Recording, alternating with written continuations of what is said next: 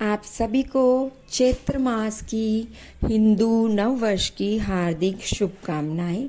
तो आज है माँ शैलपुत्री का पहला नवरात्रा। आप सभी को नवरात्रि की हार्दिक शुभकामनाएं। माता रानी आप सभी की सारी मनोकामनाएं पूर्ण करे। अभी बज रहे हैं सुबह के 4:30। तो मैं यहाँ पे आज थोड़ा सा जल्दी उठ गई हूँ क्योंकि जो फर्स्ट नवरात्रि होती है उस दिन थोड़ा सा टाइम हमें ज़्यादा लगता है। तो आगे पीछे तो आपको सिर्फ आरती ही करनी होती है। यहाँ पे नहा धोकर सफाई सारी घर की हो चुकी है क्योंकि माता को अगर घर पे बुलाना है तो साफ सफाई तो सबसे इम्पॉर्टेंट है। यहाँ पे मंदिर जो है वो भी मैंने साफ कर लिया है और मैंने थोड़ा सा चेंजेस करने की कोशिश की है। अगर आप पहली बार मेरे चैनल पे आए हो तो आपको नहीं पता चलेगा। तो यहाँ पे मैं लेकर आई थी माता रानी की न्यू ड्रेस रेड कलर की, क्योंकि उनका चोला तो रंगला ही होता है और चुनरी भी लाल होती है। तो यहाँ पे मैं माता रानी को जो थे नए वस्त्र पहना रही हूँ और साथ साथ मैं यहाँ पे गणेश जी और माँ लक्ष्मी को भी विराजमान करती हूँ हर बार। तो यहाँ पे मैं लेके आई थी ये माता रानी के लिए नई चुनरी, बहुत प्यारी है, छोटी सी गोल्डन कलर का पूरी चुनरी की किनारी पे वर्क किया हुआ था। ये देखो मेरी मैया का श्रृंगार जो है वो पूरा हो चुका है और माई रानी बहुत ज़्यादा सुंदर लग रही हैं, बहुत ज़्यादा प्यारी लग रही हैं। तो इसके बाद हम करेंगे माई रानी की स्थापना और यहाँ पे मैं लगा रही हूँ इत्र, ताकि जो मंदिर है आपका हमेशा सुगंधित रहे। अभी देखो प्यारी प्यारी मेरी माँ आप सब की सारी मनोकामनाएं पूर्ण करे। यहाँ पे मैं जो खेतरी है वो बीज रही हूँ, या फिर ये कह सकते हैं कि जो है वो बो रही हूँ। तो फिर उसके बाद मैंने जो थे वो यहाँ पे माई रानी की राइट साइड पे रख दिए और जो लेफ़्ट साइड है वहाँ पे मैं हर बार जो है कलश जो होता है वो घट स्थापना जिसको बोलते हैं हम, वो रखती हूँ।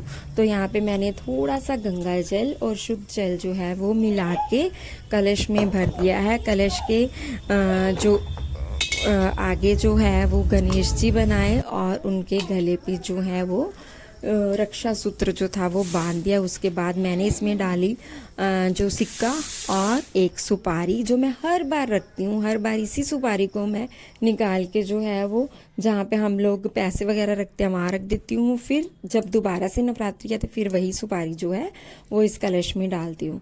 तो उसके बाद नारियल जो है उसके ऊपर चुनरी जो बांध के, उसके बाद उसके ऊपर कलावा बांध के मैंने नारियल को जो था वो कलश पे रख दिया और फिर उसके बाद उस कलश को जो है वो फूलों से स्थापित किया, क्योंकि वैसे तो अक्षत से करते हैं। हमारे घर पे चूहे बहुत ज़्यादा है हमारे घर पे, तो इसलिए मैं क्या करती हूँ कि फूलों के ऊपर ही विराजमान करती हूँ। और यहाँ पे मैं मैया रानी को भी जो था वो गुलाब जो अर्पित कर रही हूँ। फिर एक नारियल जो है छिला हुआ वो मैं माई रानी के पास उनके चरणों में रखती हूँ। यहाँ पे शुद्ध घी का दीपक जलाकर माई रानी को आरती उतारेंगे और उनसे प्रार्थना करेंगे कि जो भी लोग आपसे जो भी मांगने के लिए आपकी अपनी इच्छा के लिए आपको आराधना कर रहे हैं, आपको जो है वो जागृत करने की कोशिश कर रहे हैं, तो आप उनकी सारी इच्छाएं पूर्ण करें।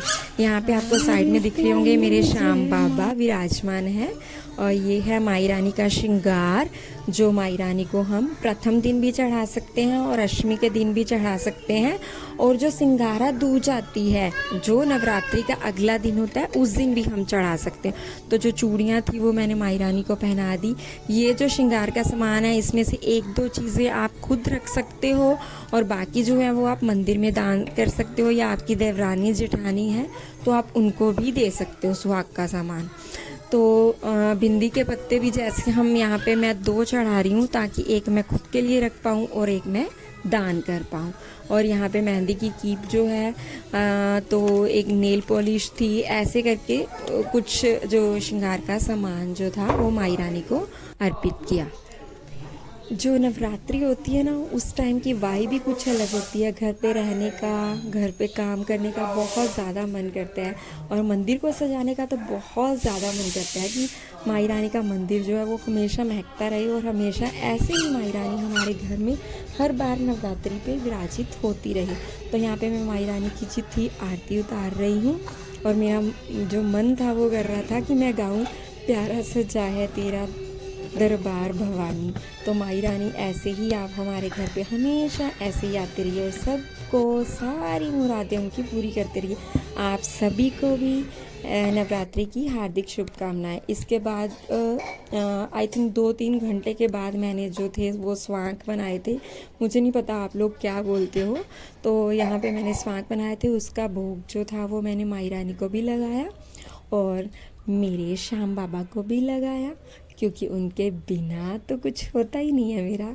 तो उसके बाद जो था वो मैंने खुद से ग्रहण किया।